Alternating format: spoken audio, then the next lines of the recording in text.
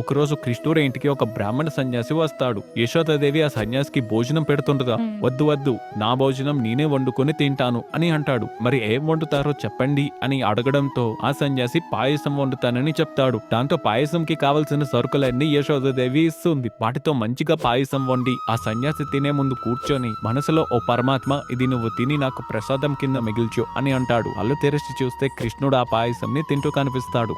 ఆ సన్యాసి కోపం వచ్చి యశోదాదేవిని పిలిచి చూడమంటాడు. చివరికి వాడు చేసిన తప్పుని క్షమించండి, మీరు మళ్ళీ పాయసం వండడానికి సరుకులు ఇస్తాను అని చెప్పి అంటుంది. రెండోసారి కూడా పాయసం వండి తినే లోపే కృష్ణుడు ఎంగిల్ చేసేస్తాడు. ఇంకా ఆ సన్యాసి చాలా కోపంతో మీ ఇంట్లో నేను తినను అని చెప్పి వెళ్ళిపోతాడు. అతిథి భోజనం నువ్వెందుకు తిన్నావు కృష్ణ అని యశోదాదేవి అడిగితే నా తప్పేమీ లేదమ్మా, తనే నన్ను పిలిచి మరీ తినమని చెప్పాడు అని అంటాడు. ఇంతలో వెళ్ళిపోయిన ఆ సన్యాసి తప్పు తెలుసుకొని తిరిగి వచ్చి కృష్ణుడిని క్షమించమని అడిగి ఆ ఎంగిలి చేసిన పాయసాన్ని ప్రసాదంలా తింటాడు.